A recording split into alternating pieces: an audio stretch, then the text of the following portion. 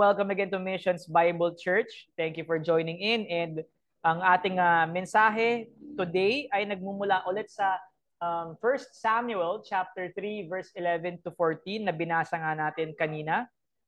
And let me just share my screen sa inyo. Okay. And ang title po ng ating mensahe for tonight, kung maaring basahin ng lahat, ready? Thank you. So the title is The Covenantal Nurture of Children. And before we begin, let me just ask you, what comes into your mind or do you recall kung anong ibig sabihin ng salitang covenantal? Anyone? Kasunduan. Ang galing naman ni Kuya Saldi. That's the perfect word I'm looking for. Kasunduan. Covenant. It's an agreement between two parties. And in this case, it is the agreement of God with human beings. Di ba? And ano yung agreement na yun? In the new covenant, that is salvation by grace alone, through faith alone, in Christ alone. That is the only gospel. Yun yung ebanghelyo. Yun yung agreement ni God na kung gusto mong maligtas, you come to me through Jesus Christ. Okay? So, pag sinabi natin the covenantal nurture of children, ibig sabihin, yung pagpapalaki ng mga anak natin ay ginagawa in the manner na tugma dun sa agreement ng Diyos at ng sangkatauhan through the gospel of Jesus Christ. Malinaw ba yon? Okay. So, meron palang tamang paraan ng pagpapalaki ng mga anak. Okay? And para mas maintindihan nga natin yan ng mabuti, and in relation to the main Bible passage that we have today, meron tayong 3 points for our outline. Baka pwede nating basahin ang first point. Ready? The growth of Samuel, prophet, poet, prophet, priest, and judge. Yan. Number 2, Eli, the high priest, and his 2 worthless sons. Number 3, the demand for biblical father. Thank you. So, dun tayo sa first point, obviously, magsisimula. And before we go and do so, ano nga po ulit ang ating big idea sa gabing ito? Basahin? Dapat silang palakihin ang kanilang mga Kristiyanong magulang tungo sa personal at totoong pagkilala sa Diyos para sa kanilang kaligtasan at bilang ating alay sa Kanya. Thank you. Parang wala namang conviction, guys. Naksan natin ulit. Ang ating mga anak ay biyaya mula sa Diyos.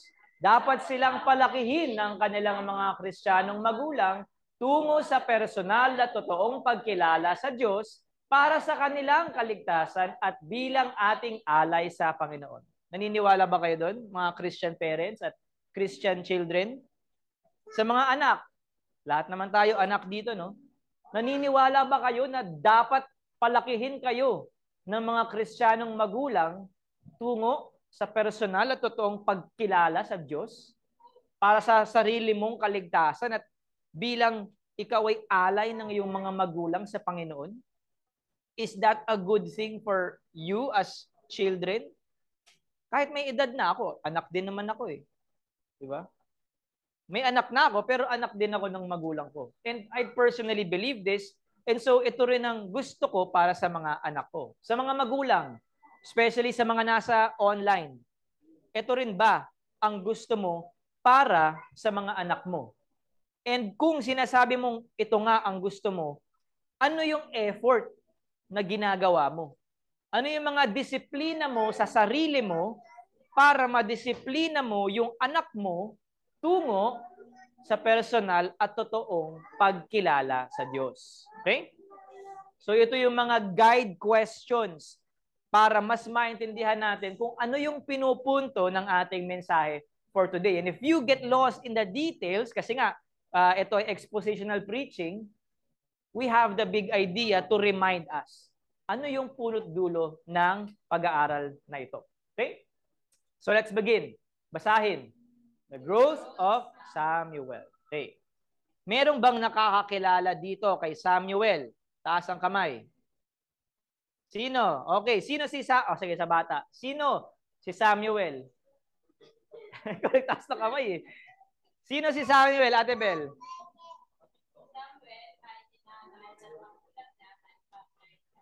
Okay, inalay ng magulang niya kay God. And bakit? Sino ba yung mama ni Samuel? Okay, yung nanay niya walang anak initially. Tatay ni Samuel, dalawa silang asawa. Oo. Yung isa, maraming anak. Nanay ni Samuel, Walang anak. Ngayon, sa pinuputyan siya, yung nanay na may anak, pupunta siya sa bahay. Oo, para magdasal. Yan. Nakita siya ngayon ni Eli. Si Eli ba yun? Oo. Nakakala lasing siya. Oo. Ilan mo na daw yung pagkarating mo. Ganon. Tapos, sabi niya, hindi siya lasing. Masama yata ang loob niya kasi kinumutyan siya na wala siyang anak. Kaya sabi ni Eli, umuwi ka na at tutuparin ni God yung dasal mo. And si Samuel, yung katuparan nung prayer ng kanyang nanay na magkaanak siya. Kaya, inalay niya si Samuel kay God. Amen. Palakpakan si Ate Belinda. Nagbabasa ng Biblia si Ate Belinda. That is actually a good summary of the introduction of Samuel. So, punta na tayo sa point number 2. Okay na ba yon? Okay. Hindi, himayin pa muna natin ng mas malalim. But thank you, Ate Bel. Maganda yung mga sinabi niyang points, no? And para lang may contextual background tayo, yung historical background.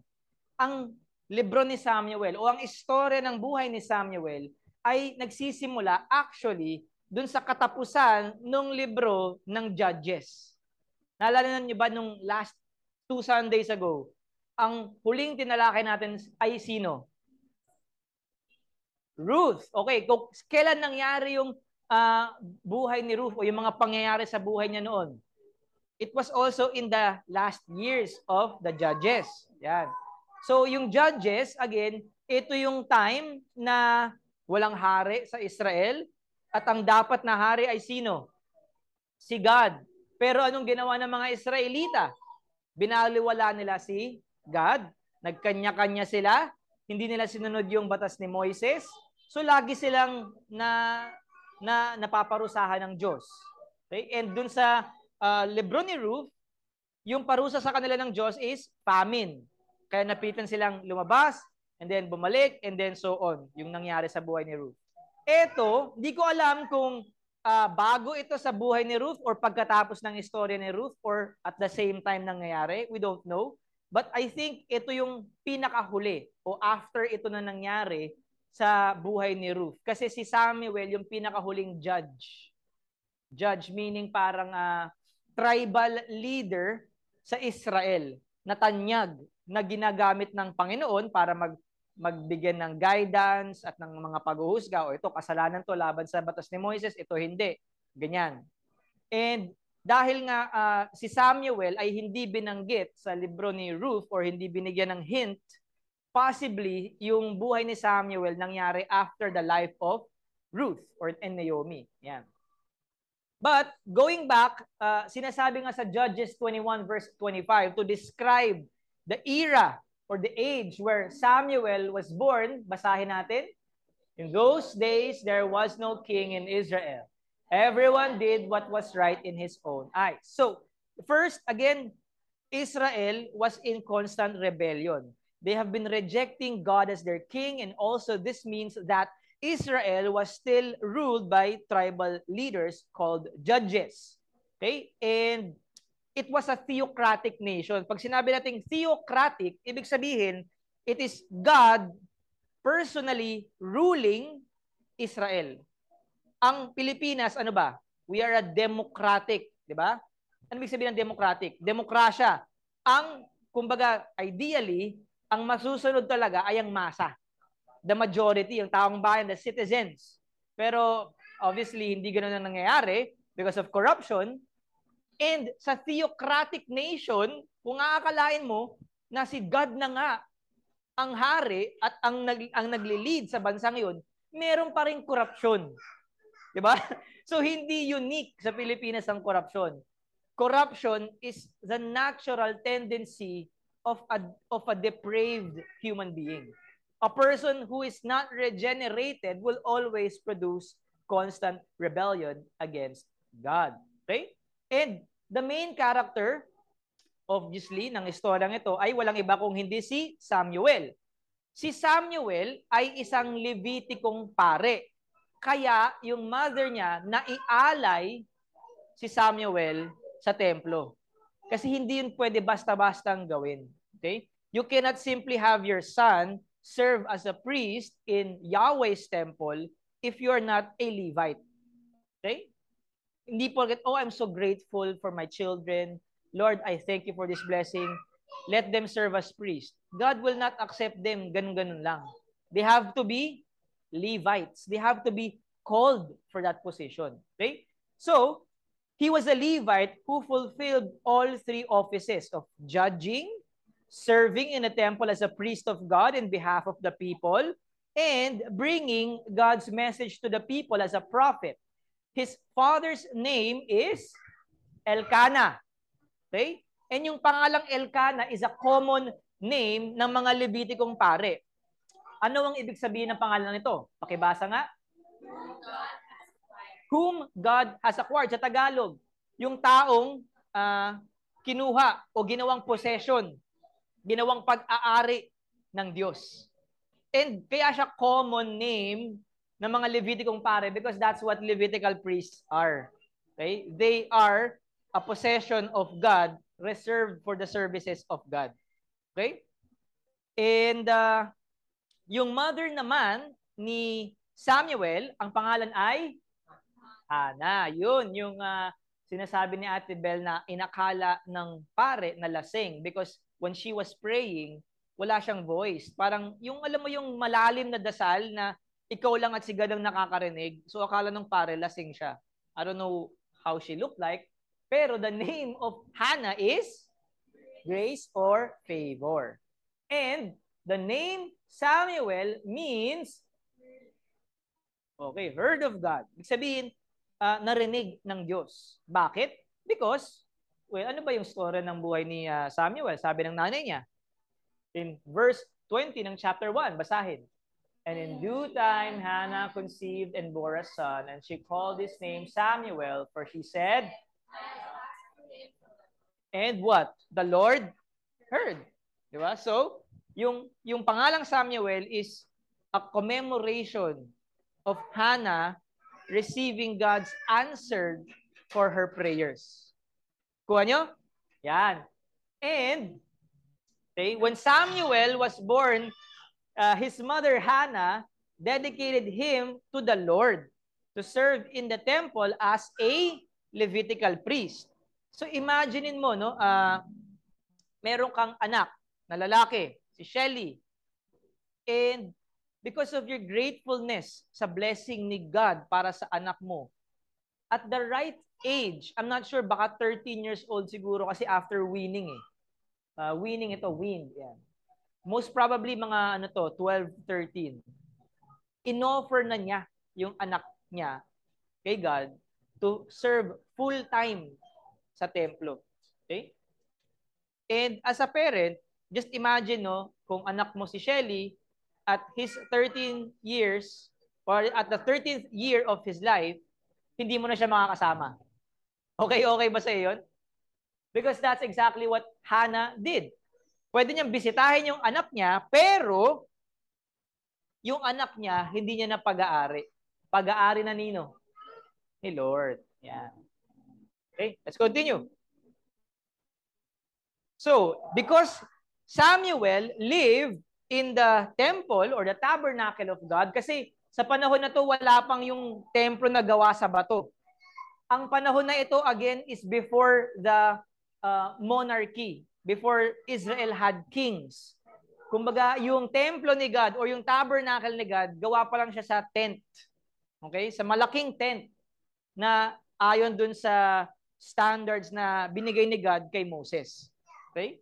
So, he lived in the tabernacle of God, in the temporary dwelling of God, under the care of the high priest at yung iba pang mga priests sa templo na nagtatrabaho at nakatira doon. And as a boy, Samuel grew up in a godly what?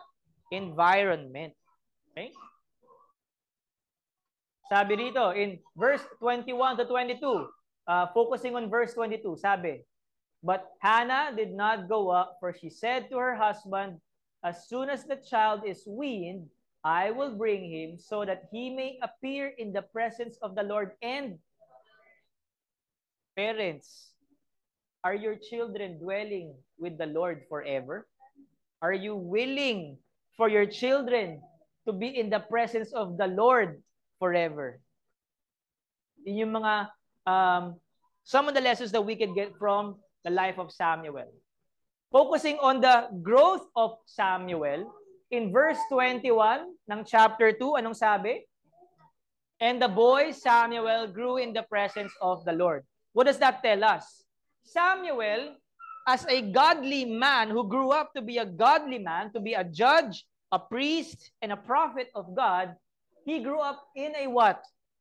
Godly environment. Next, in verse 26 of the same chapter, basahin. Now the boy Samuel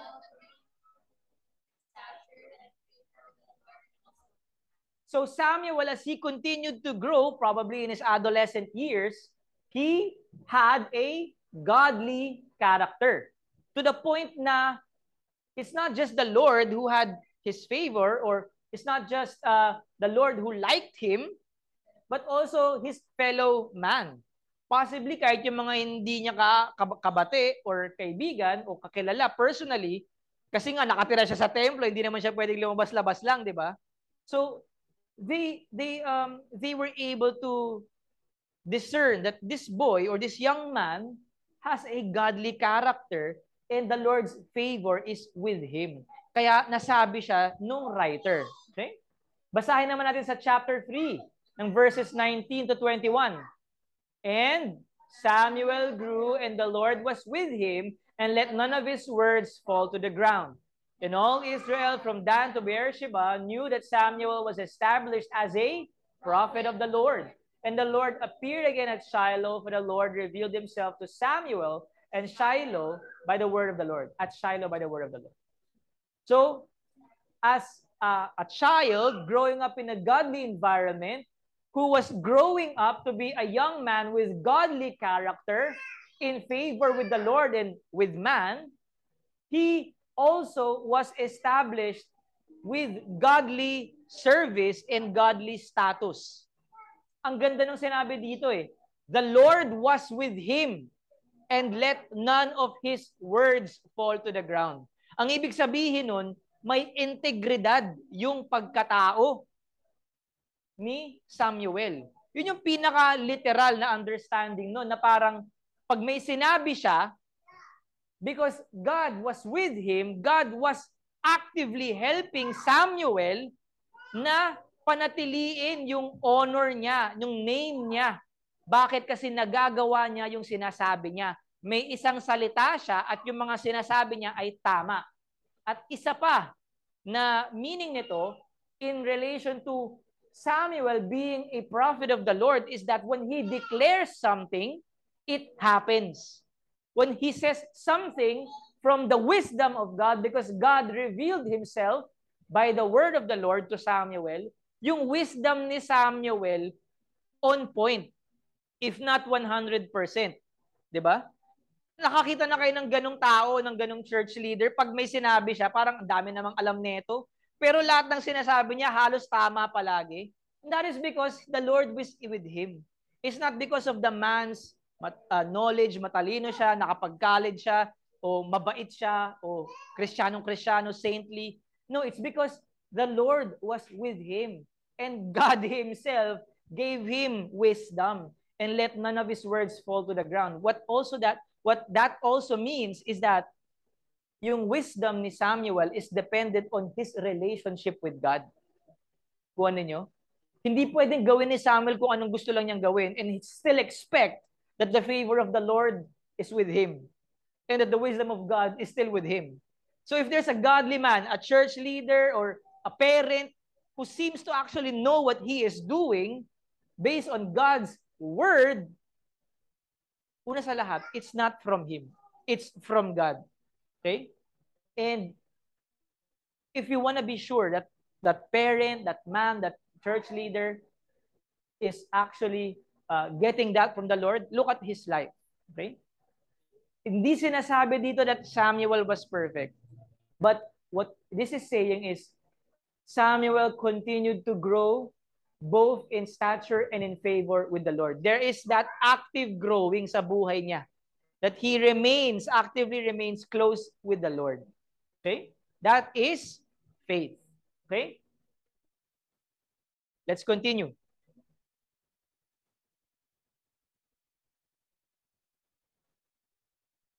Now, considering these things, okay?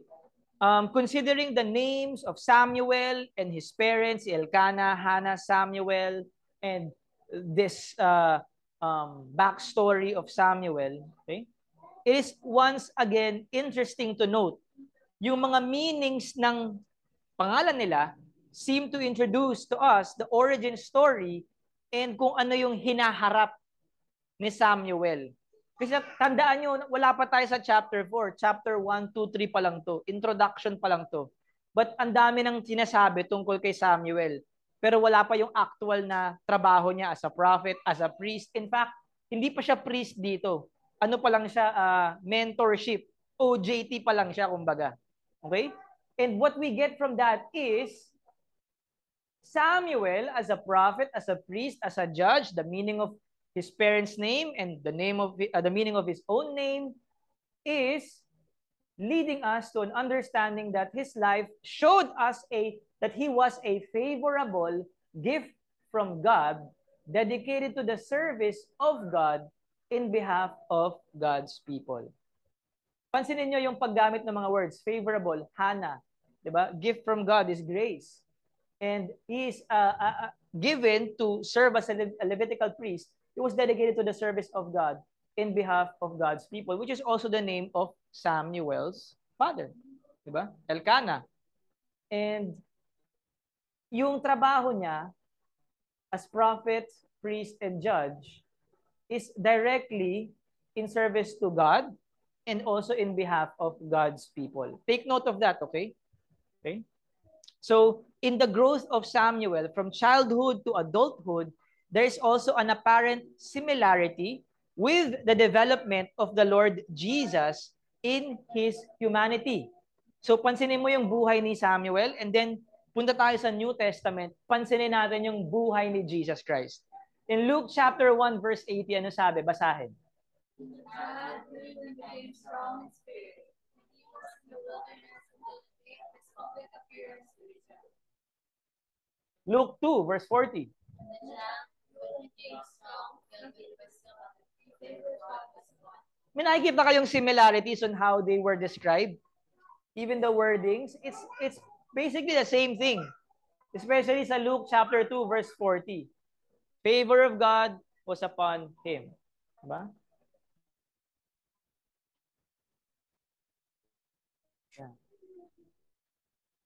So, this is who Jesus is. Kanina si Samuel. Ngayon naman, this is Jesus.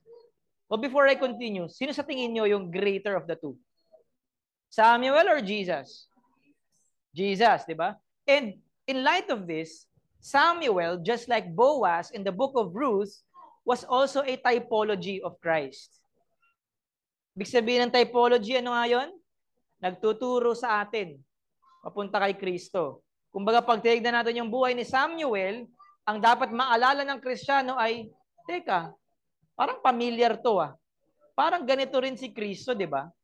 And as a priest, a leader of Israel, and a messenger of God, the character of Samuel points us to look unto Jesus. Kumbaga, hinahanda tayo ng buhay at karakter ni Samuel para dun sa Mesiyas na perfect in all of his ways. Okay? In the New Testament, to look unto Jesus who fulfills the offices of prophet, priest, and king. Okay? Jesus was the ultimate prophet of God. Okay? He is the prophet described by Moses. He is also our great high priest. Kaya wala nang saserdote. Wala nang Levitical priesthood today. Okay? In fact, ang lahat ng Kristiyano ngayon ay kino-consider at tinatawag ng Biblia na mga pare with Christ as their great high priest. And Jesus was not just a judge. He was a king. He is the ruler of all creation, especially of His church. Kaya naman, masasabi natin that Jesus is greater than Samuel, and Samuel points us to Jesus in this way, that Jesus is ultimately the Son of God who became a favorable gift given to us by God and is also the servant of God and is the Savior of His people. Tama ba? Does that sound right and biblical? And merong similarities, di ba, yung buhay nila ni Samuel and ni Jesus. But of course, the greatest of the two is none other than our Lord and Savior, Jesus. But, going back to our passage for today, ang focus ng ating passage today is the dialogue between God and young Samuel. In this part of the narrative, we read of the first time that God had spoken to Samuel and revealed His plans regarding what? God's judgment on Eli, the high priest at the time, and yung mga anak ni Eli na si Hophni and Phinehas. So, nababasa natin yan sa chapter 3, verse 1 to 4. Basahin nga natin. Now the boy Samuel was ministering to the Lord. Continue. And the word of the Lord was very those days. There was no frequent vision. At that time, Eli, whose eyesight had begun to grow dim, so that he could not see, was lying down in his bed. The lamp of God had not yet gone out, and Samuel was lying down in his bed. For the ark of God was sword. And the Lord called Samuel and he said, Here I am. Amen. Amen. So, ngayon ko lang napansin, but if you look at it, ang ganda ng pagkakasulat ng writer. Pansinin niyo sa umpisa. Verse 1, there was no frequent vision. Verse 2, Eli, whose eyesight had begun to grow dim. Verse 3, the lamp of God had not yet gone. Ano yung sinasabi nun? Underlying meaning nun? The time of Israel, where there was constant rebellion, people had no vision of the Lord. Even the high priest is losing his sight. Although physically, this is symbolic of his spiritual health, that he did not know the will of God, even though he was a high priest. Ganong kalala. But, yung Israel, hindi pinabayaan ng Panginoon, in that the lamp of God that gives light had not yet gone out. Tama ba? It is the lamp of God that continues to give light to God's people, even though the people themselves are faithless, and even the leaders do not know the will of God. God will raise up another leader whom He would use to guide His people. And that's none other than Jesus Christ, ultimately. Dito sa storyang ito, that's Samuel. But ultimately, sino yun? It is Jesus Christ, di ba? Our prophet, priest, and king. Bago tayo mabusog, ano nga po ang big idea? Ang ating mga anak ay biyaya mula sa Diyos. Dapat silang palakigin ng kanilang mga Kristiyanong magulang tungo sa personal at totoong pagkilala sa Diyos para sa kanilang kaligtasan at biglang na araw-araw. Thank you. Doon naman tayo sa second point.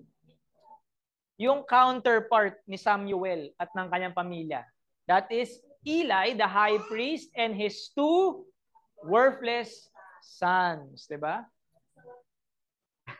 Natatawala ako sa pangalan eh. Kasi may kilala rin tayong sikat na false teacher na ang pangalan ay Eli. Diba? Si Dating Daan. Diba? Eli, the high priest, and his two worthless sons. Diba? But no offense sa mga kaibigan nating ang pangalan ay Eli din, okay? Okay, let's continue. So the name Eli means what? Basahin. God is high. Okay, ibig sabihin, kataas-taasan. Ang Diyos ay kataas-taasan. It speaks of God's holiness. Okay, sabihin nga natin, holiness. Holiness. Yan. And the name of Eli, sons, yung dalawa, ay Hophni and Phinehas. Sobrang walang kwenta ng dalawang batang ito. Okay? Na hindi man lang binigyan ng meaning ng Biblia yung pangalan nila. Parang the writer did not even take time to explain what it means. It just says, or we just know, na ito ay Egyptian origin. Which is strange because you are sons of the high priest. Dapat solid ka na Levite. Solid Israelita ka. Kahit may lahi kang Egyptian sa nanunuan mo, yung pangalan mo, dapat iniwan na yun. Pero bakit ang pangalan mo, Egyptian origin pa rin? Hindi sinasabi ng Bible, but it may give us a hint kung ano ang karakter ng mga taong ito. Okay? So, Scripture described the two sons of Eli as worthless. Kaya ako nasabi walang kwenta. Kasi the Bible actually says that. They are described as worthless. And they did not have a personal knowledge of the Lord. Something that is unimaginable for Levitical priests. Kasi itong dalawang ito, although anak sila ni Eli, nasa edad na sila. Mga 30 or above na siya. Mga kaidaran ko siguro kasi nagsisilbi na sila bilang pare. And before you can actually serve as a priest, you have to be at least 30 years old. Okay? So si Samuel, wala pa siya. Hindi pa siya nagsaserve kasi nga teenager pa lang siya probably. Pero ito, matatanda na yan. Doble na siguro ng edad ni Samuel yan. And again, the writer describes them as worthless, not having a personal knowledge of the Lord, which is unimaginable dahil pari ka ni Lord. Tapos hindi mo kilala si Lord. Ang labo lang nun. And since they're supposed to be set apart for the Lord. Tapos, nalalaman din natin that they were sexually immoral. And they were greedy. They were disobedient to God and to their father. And they were blasphemous sons. Mamaya, makikita natin yung mga passages kung saan tinuko yung kanilang mga kasalanan. Okay? But for now, para may idea kayo, ano ba yung significance ng pagiging pare?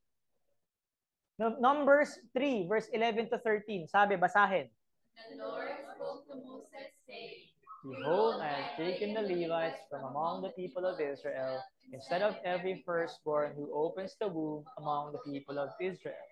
The Levites shall be mine, and for all the firstborn. Ang pinaka-simpleng explanation dito is, lahat dapat ng unang anak na lalaki sa pamilya ay para sa Diyos. Kung maaalala ninyo, sa 10 plagues sa Egypt, ano ang pinakahuling plague? Pinatay ng Diyos ang lahat ng panganay na lalaki. Kumbaga, alay yun sa Kanya.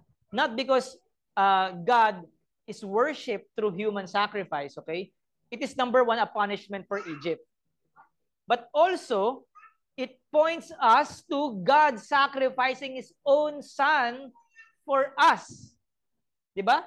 Jesus is sacrificed for our salvation. And yun yung, again, another typology of the Levitical priesthood.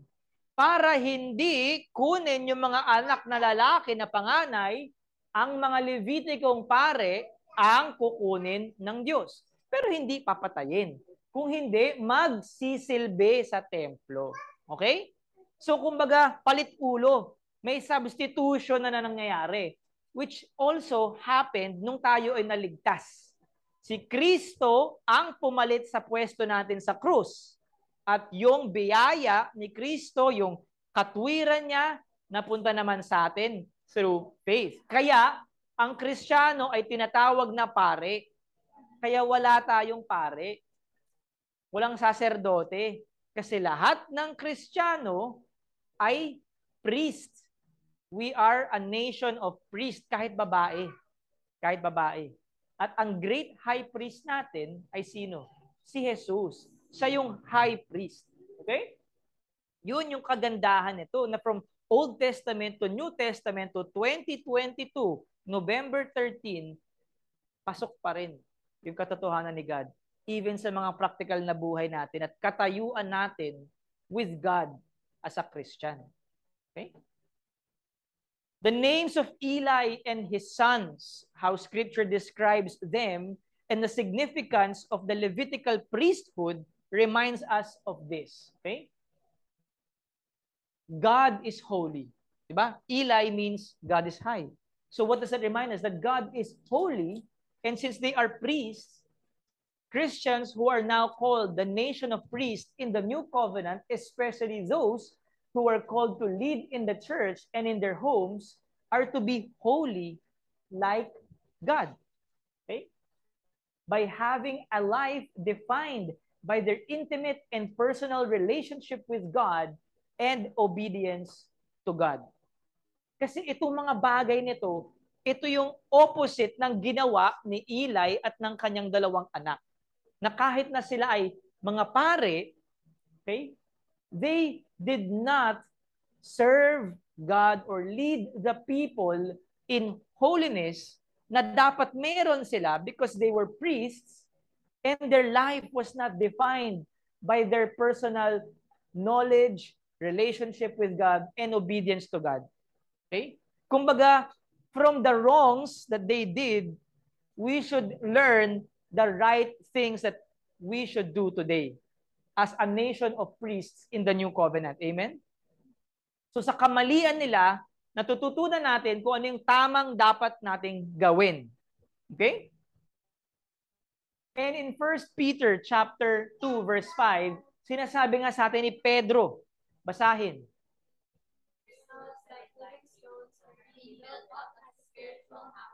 Be a holy priesthood to offer spiritual sacrifices acceptable to God through Jesus Christ.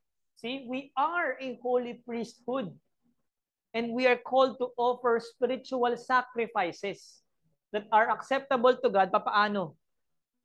Through Jesus Christ. It is Jesus who makes our sacrifices acceptable to God. Okay? It's not us na, nagawa ko to perfectly, nagawa ko to ng walang kamalian, sobrang sinunod ko yung Bible, ito yung tamang interpretation, kaya accept ito kay God. No, it is acceptable to God as a spiritual sacrifice that you offer because of Jesus Christ. In the first place, okay? You're not even supposed to offer anything to God or you're not welcome to offer anything to God. Bakit? Because hindi ka naman priest. Hindi ka naman Levitical priest eh. But you are made a priest by your faith in Christ. Okay? So, ito if you look at the world, maraming tao na nagsasabi that they serve the same God as the Christian God. Question, when they do good works, is it acceptable to God if they don't come through Christ? Are they even considered part of the priesthood of the New Testament? No. So yun yung pribilehiyo na meron kayo. Kaya, mag-serve kayo. Kasi you were made to serve. Huwag kayong maging kagaya ni Hophni at ni Phinehas na dinescribe ng Biblia na mga walang kwenta. Kuha ninyo? Kung hindi kayo ganun, dapat may kwenta kayo. Paano kayo magkakakwenta kung hindi tayo nag-o-offer ng spiritual sacrifices acceptable to God through Jesus Christ? Hindi mo pinaninindigan yung pagkakapari mo. Yun yung pribilehiyo. Yun yung kagandahan ng pagiging Kristiyano. Okay? Focusing now on our main Bible passage without going through all the details, we read that the reason God will punish Eli and his family was first because of the wickedness that his sons were doing, and second, because their father Eli knew of it and did not do what the law commanded. And nababasa yan sa verse 13. And I declare to him that I am about to punish his house forever for the iniquity that he knew, because his sons were blaspheming God and he did not restrain them. Kaya ako pag sa mga anak ko, kahit bata sila, lalo na si Javi, when kakain kami, pray kami, tapos siya, nakaganon siya, nakatingin siya sa TV, nagagalit ako. Nagagalit talaga ako. Talagang hindi, humarap ka dito, hahawakan ko talaga yung ulo niya. Why? Because it is blaspheming God. I don't want you to grow up not knowing and fearing God. When we pray, we speak to God. Okay? Yang kinakain mo na tinatapon mo, na ayaw mong ubusin, ang nagbigay niyan si God. Kaya ganun ako pag sa pagkain. I'm not saying tama ako palagi, and sometimes sumasobra ako. But, ang point ko dito is, do you even have that hunger to teach your children to honor God even in the small ways, knowing that when they grow up, yung mga small blasphemies to God would become great blasphemies against God when they grow up. Kasi sa ngayon, cute, tinapon yung pagkain. Paano kung 15 na yun, tinapon yung pagkain? Cute pa ba? Diba? Cute, hindi pa marunong mag-pray kasi hindi pa marunong magsalita. 15 na, ayaw pa rin magdasal. Cute, hindi na. And it begins from the young age. Parang yung nakita natin sa buhay ni Samuel. Godly environment breeds up godly character and gives us a godly status in the sight of God and man. Let us continue. Ano ba ang kahalagahan o ang bigat ng kasalanang blasphemy? According to Scripture, blasphemy is punishable by death. Okay? Death penalty po ang pambabastos sa Diyos. Kung titingnan natin yung mga anak natin ngayon, okay, lalo na may edad na, yung mga baby, okay lang yan. Pero yung may mga 13 pataas, pag nakakita kayo ng bata na walang pakialam sa Diyos, as in kahit hindi siya nagmumura, pero wala siyang pakialam sa Diyos, that's blasphemy and he should die in the law of Moses. Oh, kuya, ikaw ang mag-pray. Ay, ayoko. Wala ako. Oy, kuya, punta tayo sa church. Ay, lalaro ako eh. Dapat ka nang mamatay ngayon pa lang. Sabi ng batas ni Moises. Nakikita niyo kung gaano kabanal si God? At gaano kapabaya ang pagiging parents natin when we don't put emphasis in worship of God to our children? Ay, hindi kami makakapunta ngayon kasi nagtatrabaho ako eh. You are leading your children to death. And if you live in the time of Moses and God is not changing, His holiness remains the same, ang pamamalakad lang iba. Do you think your children will survive a week? Hindi, di ba? Sabi dito, the Lord spoke to Moses saying, bring out to the camp, out of the camp the one who cursed, and let all who heard him lay their hands on his head, and let all the congregation, the membership of the church, stone him, and speak to the people of Israel, saying, whoever curses his God shall bear his sin. Whoever blasphemes the name of the Lord shall surely be put to death. All the congregation shall stone him. The sojourner, as well as the native, when he blasphemes the name, shall be put to death. Question. You don't have to put your children to physical death. But question, as a parent, nagagalit ka ba? O are you that concerned that your children does not know God? Kasi kung hindi, ikaw rin dapat kasama ng anak mo stone to death. Ganon. Yun sabi dito eh. I'm not saying na we must practice capital punishment. I'm saying we are serving a holy God. We have a holy God. You must raise your children knowing that they are living and serving for a holy God. So, ano ang sinasabi ng Biblia tungkol sa mga kasalanan ng mga anak ni Eli, pati na rin ni Eli?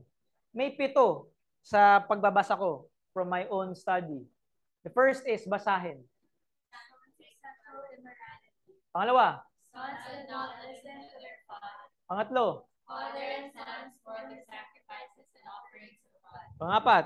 Honor to sons before God. Next. Sons were blaspheming God. Next. The father knew but did not restrain them. Last. Sons brought the word to comfort. And yung ending niyan actually sa chapter 4 verse 4 onwards is namatay yung anak niya in the battlefield and then namatay si Eli nung narinig niya yung news. Alam niyo kung paano siya namatay? Nakaupo siya, tapos nahulog siya sa upuan, nabali yung leg niya. Yan yung kamatayan niya. Sobrang walang kwenta. And he did not even warn his children. Okay? So, isa-isahin natin. Pag sinabing sons, let me remind you, pag sinabing sons, kasama babae. Okay? Kasama babae. Hindi lang lalaki. Unahin natin, sexual immorality. Sinong nag-iisip ng mga sexually immoral things dito? O kumikilos, gumagawa ng mga sexual na immoral na bagay? O nagnanasa? O natutuwa sa mga ganong bagay? Ginagawa mo yon, pareho kayo nila. And kung ano yung paghuhusga ng Panginoon, para sa'yo din yun. Pangalawa, mayroong mga anak ba dito na hindi nakikinig sa kanilang mga magulang, lalo na sa kanilang ama, the authority of the home? Kahit isang beses lang, tasa kamay. Okay, so nasa sa atin na yung judgment na yon. Ako rin. Guilty rin ako sa dalawang to. Hindi ako magmamalinis. Pangatlo, pati yung magulang at yung anak, sabay sila. They scorn the sacrifices and offerings of God. Alam niyo ibig sabihin ng scorn? Hindi yan mais, ha? Scorn is, basahin, the feeling or belief that someone or something is worthless or despicable contempt. Galing yan sa salitang Hebreo na ba'at. And it means to trample down. And figuratively, to despise. Yung parang sinasabi ko sa Hebreo 10.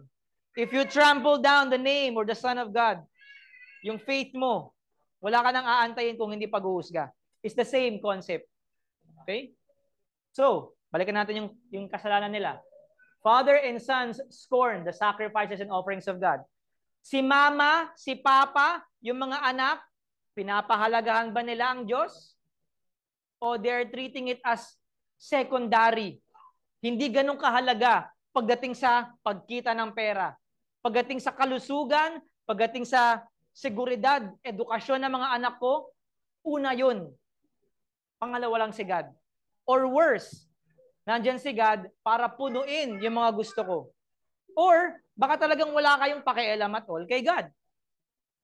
Because that is what scorn is. God for you is meaningless.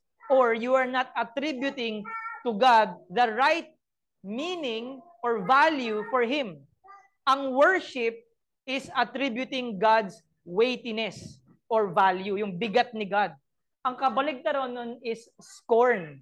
You are not living a life of worship at pagkilala sa Diyos. Okay?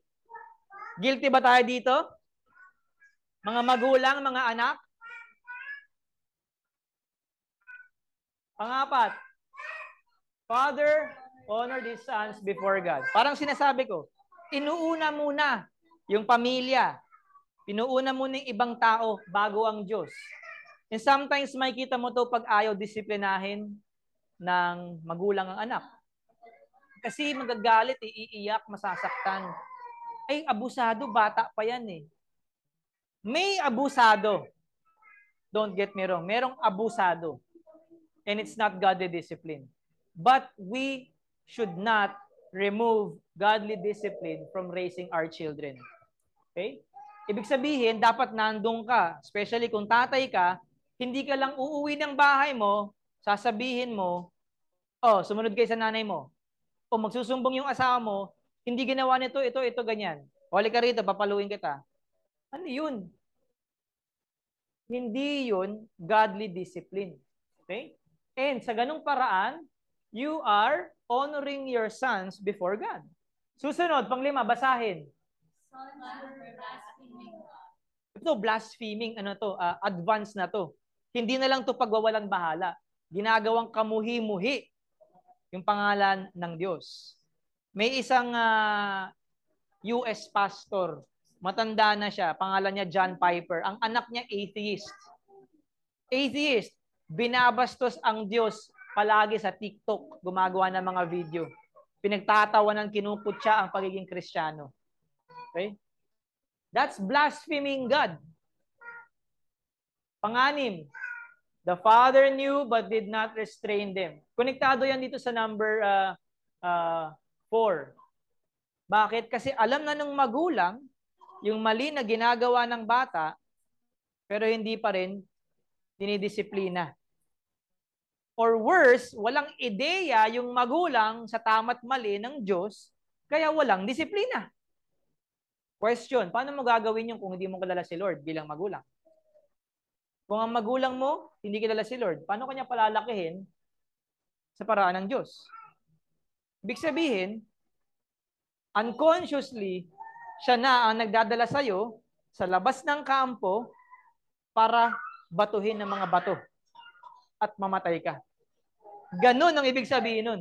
When you do not disciple your children in a godly manner, according to God's command, parang hinatid mo na sila sa labas ng kampo ng Israel para patayin ng buong kongregasyon. Ganun ang ginagawa mo every day na hindi mo kilala si God at binabaliwala mo rin ang pagpapalaki sa mga anak mo apart from God.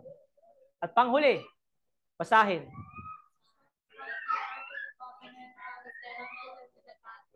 Ito na ang sobrang lala. Binabastos na nila si God, pero umaasa pa sila ng blessing kay God.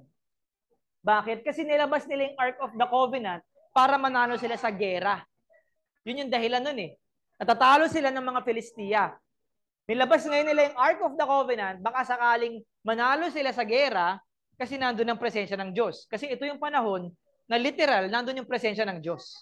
Na you can actually see it. A cloud, a pillar of fire, a light. You can actually see it. But, anong ginawa nila? Hindi naman dapat yan ilabas ng templo eh. Actually, hindi mo ngayon pwedeng hawakan. Hindi mo ngayon pwedeng makita. Okay? Ang nakakapasok lang dyan yung high priest once a year for the atonement. Mag-aalay pa siya. And kung hindi siya malinis, mamamatay din siya. Anong ginawa ng mga anak niya? Nilabas din nila sa gera. Diba? Sobrang, hindi mo na nga sinasamba, binabaliwala mo na nga, binabastos mo pa, and you expect that God will bless you? May kilala kayo mga ganun? Hindi ka na nga sumasamba, hindi mo na nga tinuturo ang Diyos sa mga anak mo, nagdarasal ka ba? Nabigyan ka ng Diyos ng pagkain araw-araw? Aba naman, teka. Sino ba Diyos dito? Baka ikaw talaga ang Diyos. Di ba? Hindi ka na nga nagbibigay ng oras at alay mo sa Panginoon. Tapos magsisisi ka, magagalit ka. Bakit naman nangyari sa amin to, Lord? Di ba? Aba, natural. Hindi naman kita close eh. Di ba? Sabihin sa'yo ni Lord, ba't mo ako nilalabas dito sa gera? Hindi ko naman bahay to. O, ano nangyari? Namatay sila. Namatay sila on that spot. Okay? Yun yung judgment ni God. Okay? So let's continue. Ano ngayon ang sinasabi ng Biblia patungkol sa mga taong nagpapatuloy sa mga kasalanang binanggit natin?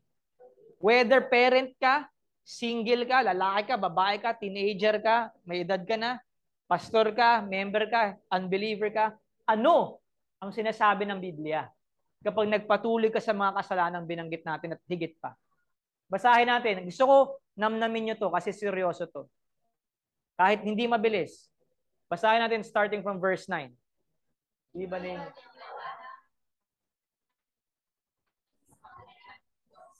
huwag ninyong dayain ang mga nakikita. Sumasamba sa Diyos-Diyosan, nangangalunya at nakikipagtalik sa kapwa lalaki o kapwa babae, nagnanakaw sa kinig, naglalasing, nagdalaag ng kapwa, o nagdalaya ay walang bahagi sa kalan ng Diyos. Ganyan ang kinala sa inyo. Subalit, inis na kayo sa inyong mga kasalanan at ginawa na kayong wala ng Diyos. Pinagkawalasayan kayo sa pangalan ng Panginoon sa Kristo at sa pamamagitan ng Espiritu ng ating Diyos. Isa pa.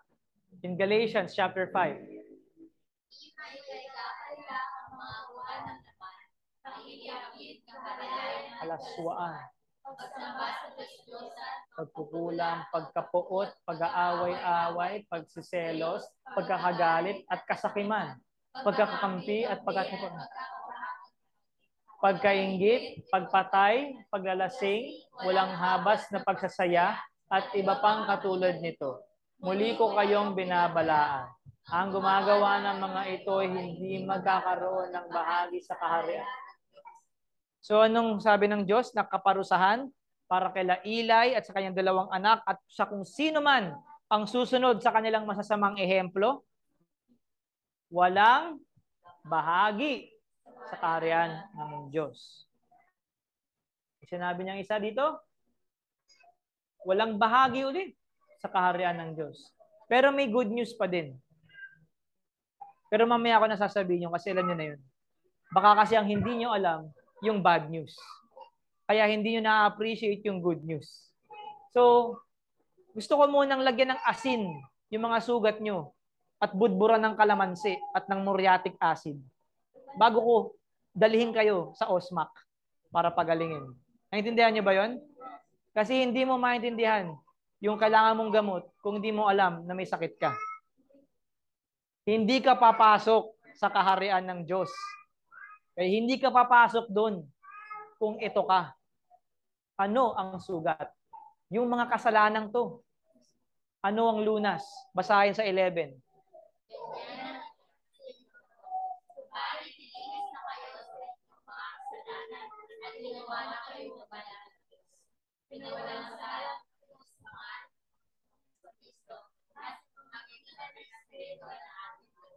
May lunas.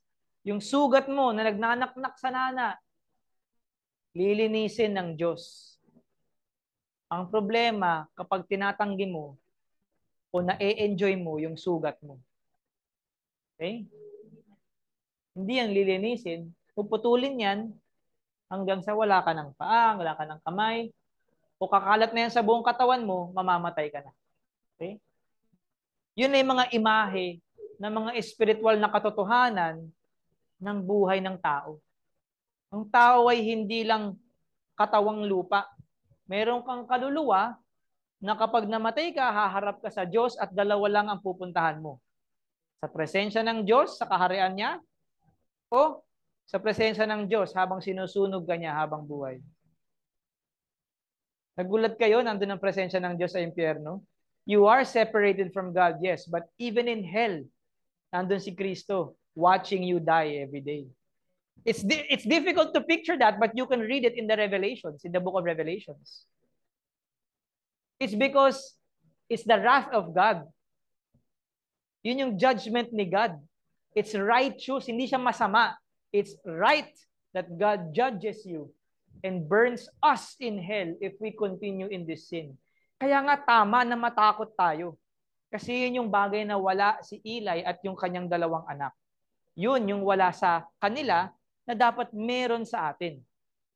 And one of the reasons why, okay, it is safe to assume that Eli the high priest did not teach his children well about God, who He is, what He has done for Israel, and yung mga batas niya. And certainly, Eli the high priest did not take proper corrective action against his sons after niyang malaman yung mga evil dealings that they were committing as priests inside the tabernacle of God.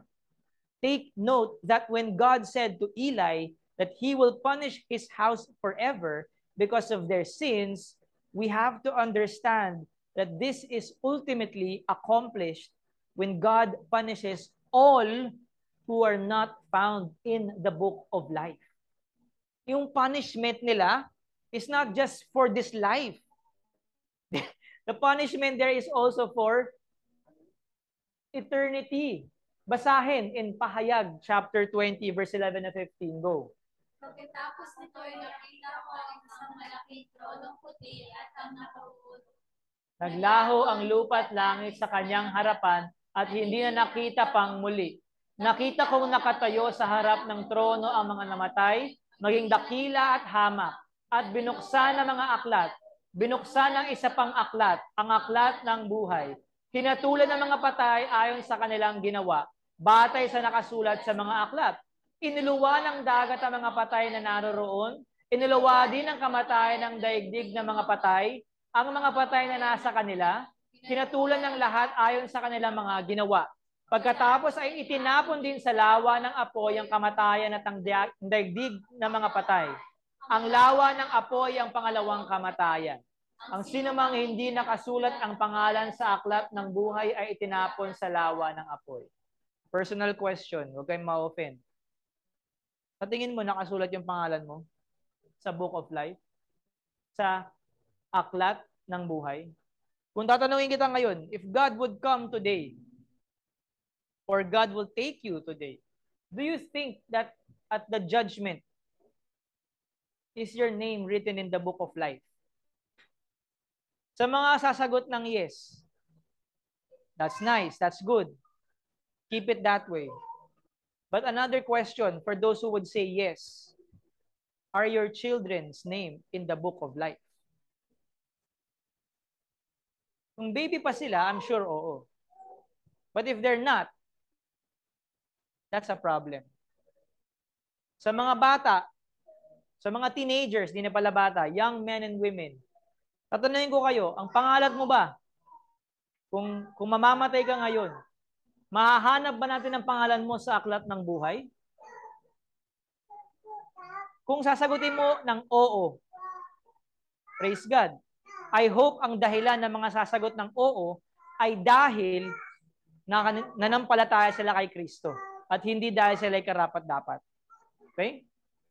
At kung ang sagot mo ay oo, tanong, yung pangalan ba ng kapatid mo nandun?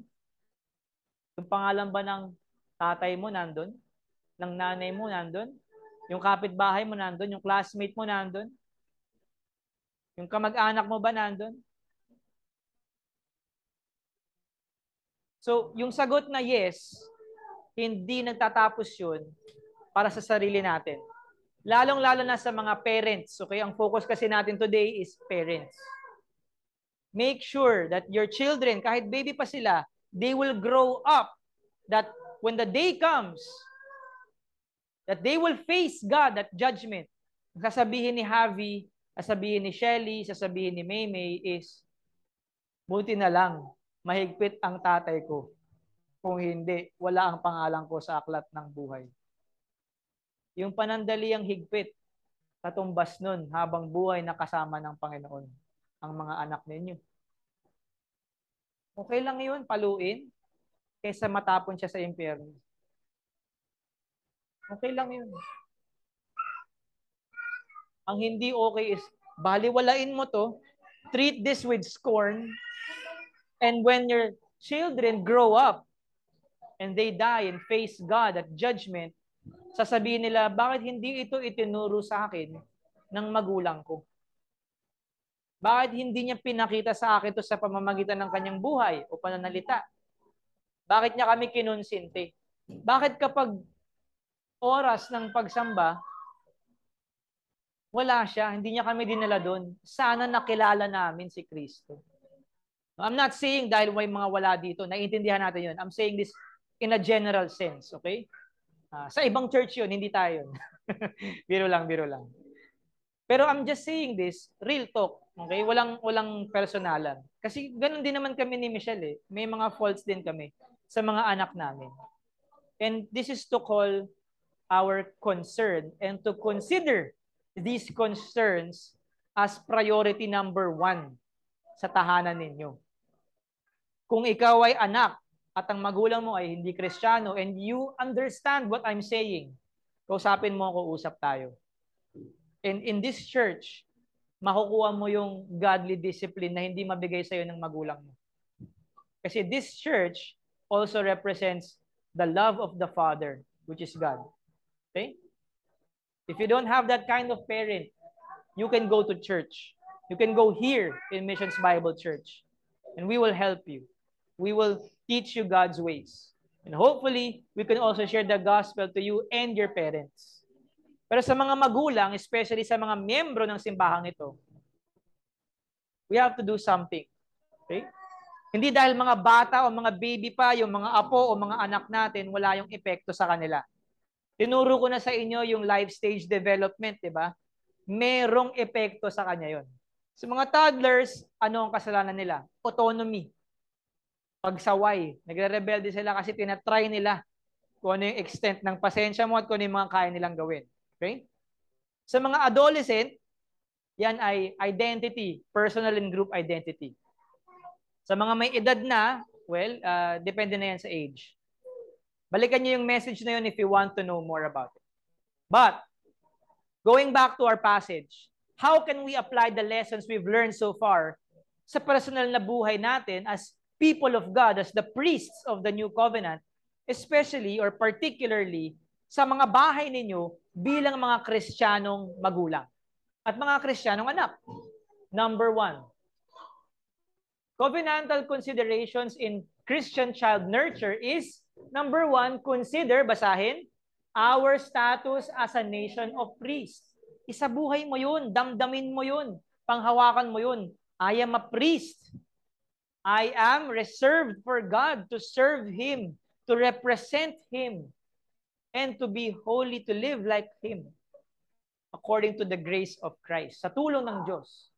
Ibig sabihin, dedicated, basahin, holiness and service based on a personal fear or reverence and love for God. Ikaw ba, may takot ka ba sa Diyos? Ikaw ba, may pag-ibig ka ba sa Diyos? Kasi kung wala, paano mo matuturo yun sa mga anak mo? Pangalawa, consider our responsibilities within our God-given roles. God's representatives in the home and the world. Ang mga magulang ay representative ni God sa mga tahanan ninyo. And yung pamilya ninyo sa kabuuan ay representative ng Diyos para sa mundo. Basically, kung hindi kayo okay sa loob ng bahay, hindi lang kayo ang magsasuffer. Pati rin yung mga tao sa paligid ninyo na nangangailangan ng gabay at ng ilaw na makilala ang Panginoon. Example, di ba Christian tong mga pamilyang to? Oo. Di ba every Sunday may house church sila? Oo. Eh bakit nagsisigawan na naman yung mga yan? Oh, Sunday kahapon, di ba? O Monday ngayon, bakit? Anong problema? Eh ba't nagsisigawan yung mga yun, nagmumurahan? Eh nilalaksan niya yung boses niya eh. Di ba? Kaya lang naman sumigaw, di ba? Nilaksan yung boses. Paano kung hininaan yung boses? Tama ba yon? Mali pa rin, di ba? O, di ba? Eh, akala ko ba, ano yan, pastor yan, di ba? Nagtuturo ng basketball pa nga yan sa ano eh. Bakit yan? Nakikipag-away. O. Nakikita nyo, may epekto rin yun sa ibang tao. Pangatlo, basahin. Consider God's judgments against you, your children, and your whole family. Ito ang pinaka-importante. Yung paghuhusga ng Panginoon na ipapataw niya sa iyo, sa anak mo, at sa buong pamilya ninyo kung wala kayo kay Kristo. Kaya dapat gawin natin ay teach your children to worship God and correct them when they sin. We should do that.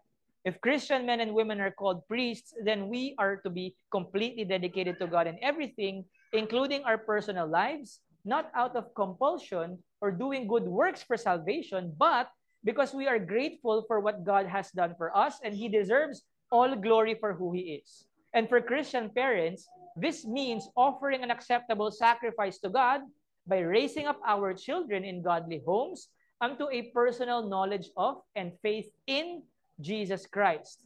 Through the gospel, and just like Hannah dedicated his son Samuel to the Lord, our children are a gift from God that we need and must bring back to the Lord as an offering.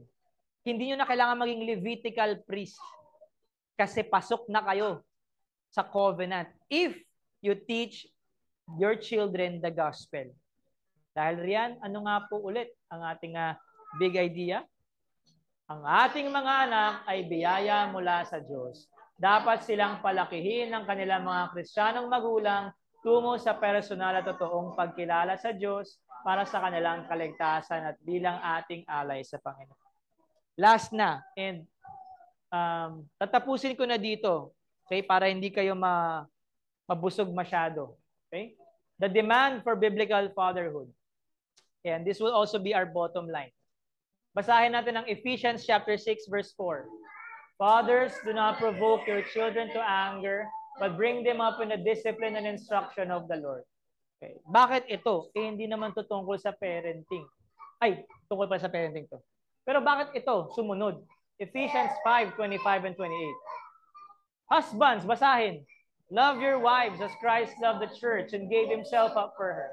In the same way, husbands should love their wives as their own bodies. He who loves his wife loves himself. Okay, so anong connection ng dalawang to? Ha? Anong connection nila? Hindi natin maaring pag-usapan ang tungkol sa isang pangitain para sa biblical na pagiging ama. Tayo mga lalaki, okay? Nang hindi muna pinag-uusapan ang mga prinsipyo ng Biblia para sa mga pagiging asawa ng lalaki. Okay? Kung single parent ka, okay, wala nang masama doon. Even if you are a wife or a mother, this also affects you. Okay? Lalo na kung single mother ka. Bakit? Kasi if you do not teach your children what a biblical marriage is, or if you do not show them what biblical marriage is, and they do not have that environment in their homes, wala silang basihan ng fatherhood mo o ng pagiging nanay mo. Okay? And worse, if they see nagsiserve kayo sa church, Christians kayo, pero your children see na nag-aaway kayo ng asawa mo madalas, and hindi lang yung away na argumento, but alam mo yun, yung talagang scandalous fights. Okay?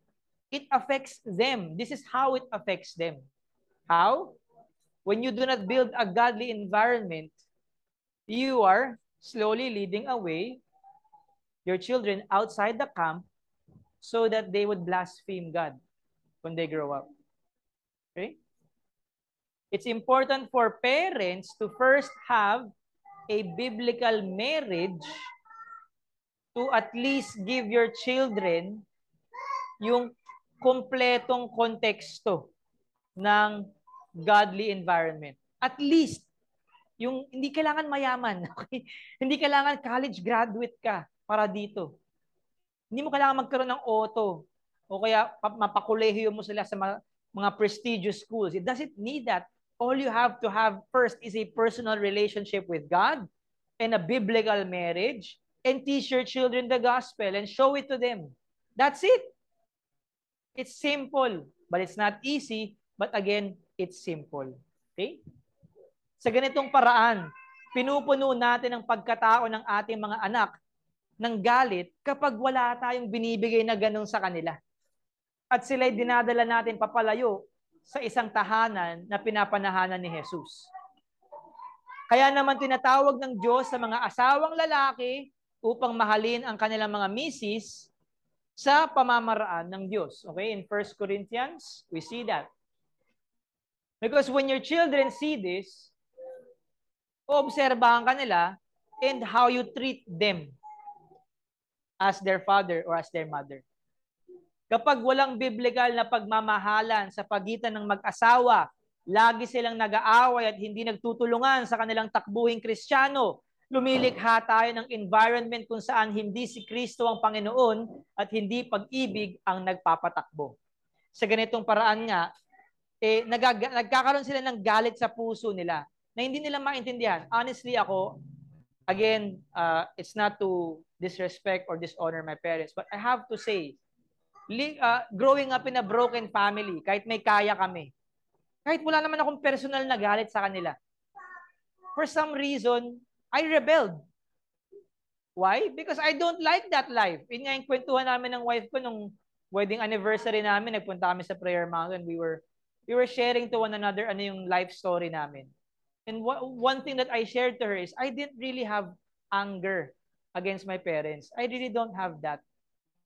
The reason why I rebelled is because ang pangit sa bahay eh.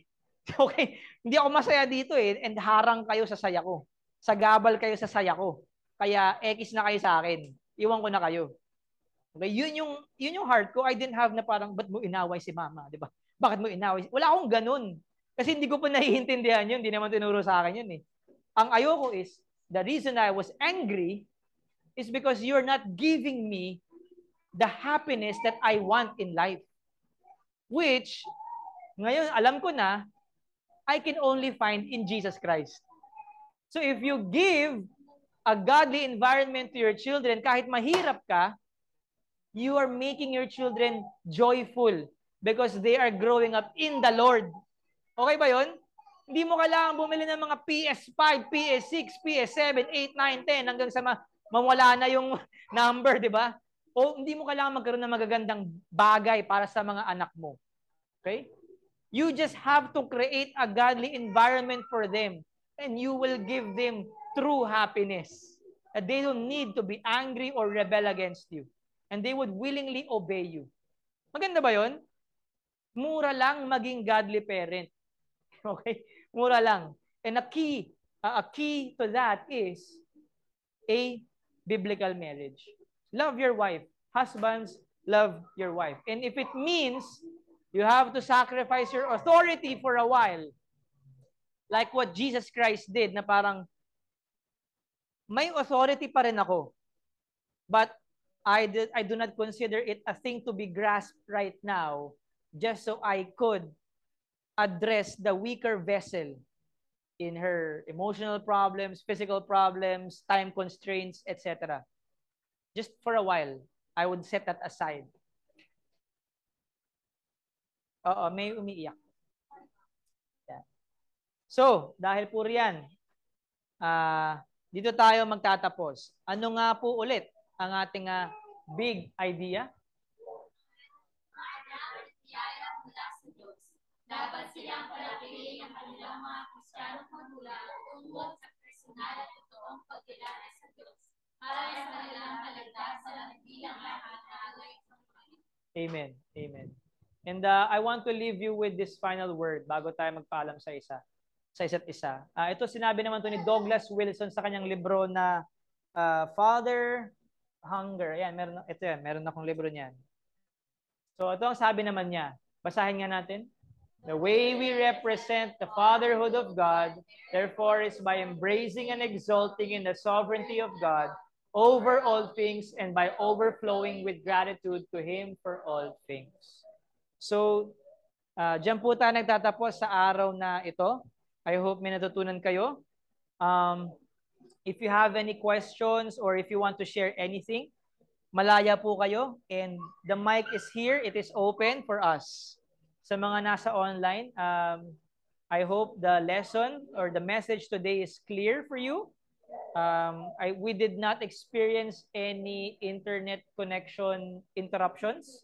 So please join us in participating dito sa ating conversation. Thank you po sa lahat. Maraming salamat sa pakikinig.